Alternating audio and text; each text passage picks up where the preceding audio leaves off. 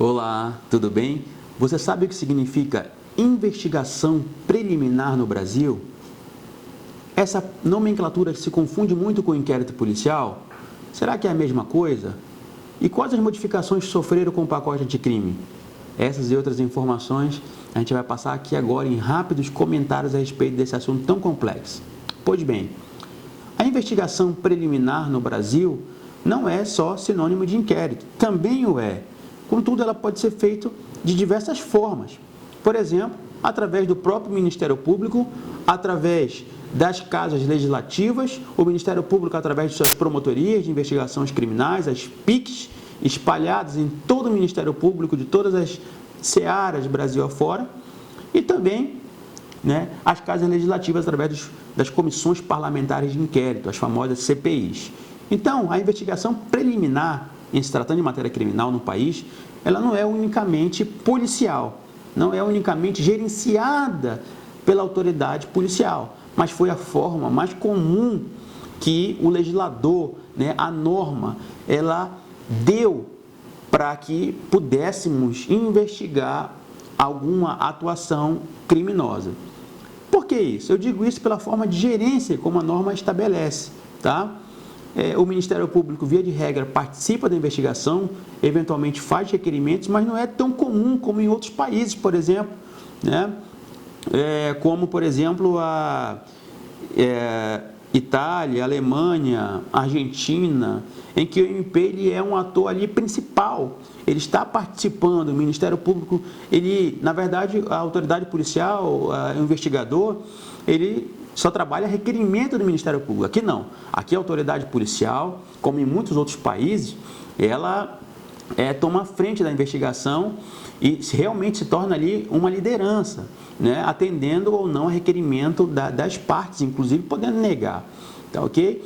Inclusive no inquérito policial brasileiro, até mesmo o próprio magistrado se envolve com o caso, às vezes, requerendo determinada diligência, às vezes se envolve até demais e muito, como vocês podem ver nos últimos acontecimentos aí que estão em evidência no país.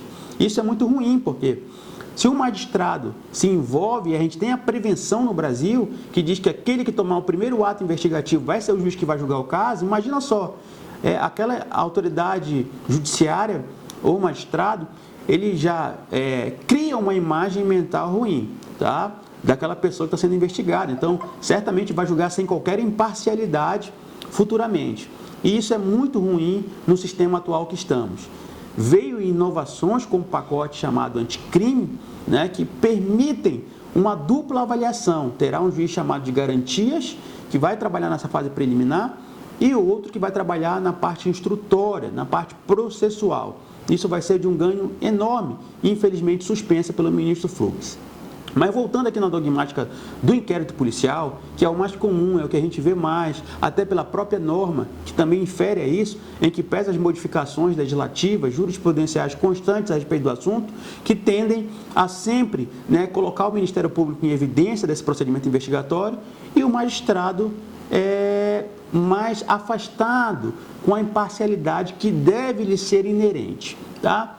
Voltando aqui para o inquérito policial, digo para vocês que também, para a gente não alongar muito o vídeo, ele tem alguns princípios básicos, Dentre eles é chamado de um procedimento inquisitivo. Por quê? Porque a autoridade policial gerencia aquilo com mão de ferro, Ela não dá oportunidades amplas do investigado se defender, tá? Como corolário desse princípio basilar da investigação, vem também o princípio da discricionariedade, que diz que o delegado pode negar ou aceitar requerimento das partes, do investigado ou do acusador, tá? E vem também que ele é um procedimento, tem um princípio chamado de que o inquérito é sigiloso, e realmente ele deve ser, é uma característica inerente a qualquer investigação. Imagina só se o investigador sai falando para todo mundo como é que ele vai fazer, e nem ia pegar ninguém, Então, isso é inerente. Contudo, esse sigilo encontra ali certa limitação em relação ao advogado, tá? Tendo documentado qualquer fator da investigação, não pode ser negado ao advogado nos termos do Estatuto da Advocacia e da OAB, prerrogativas importantes no Estado Democrático de Direito, tá? Esses princípios são básicos, tem também o princípio da indisponibilidade, que eu posso citar aqui, no qual a autoridade policial, tal qual o delegado de polícia, ele não pode arquivar autos de inquérito policial por ele mesmo, e sofreu uma modificação aí com o pacote anticrime, né, em que nem o MP não podia requerer esse arquivamento de ofício, não poderia fazer isso de ofício, ele era apenas uma parte. Agora não, ele vai poder fazer esse arquivamento se entender que não há indício suficiente de autoria e materialidade para denunciar aquela pessoa. Uma importante evolução na dogmática processual penal brasileira.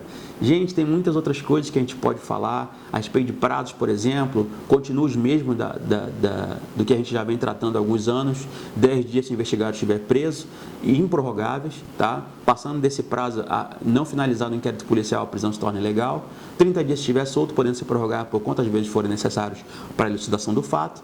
Isso sofreu uma modificação com o pacote de crime, dentre outras modificações que a gente pode tratar mais à frente aí com mais calma, né? A respeito desse assunto que é grandioso. Eu espero que tenha sido útil essas informações para você, esse bate-papo sempre saudável aqui. Se você gostou, deixa aí o seu gostei, dá um clique aí, incentive a gente a continuar com esse tipo de conteúdo, de assunto aqui. Me faz muito bem, espero que também seja saudável para vocês. Eu te espero até a próxima, meu muito obrigado e até lá.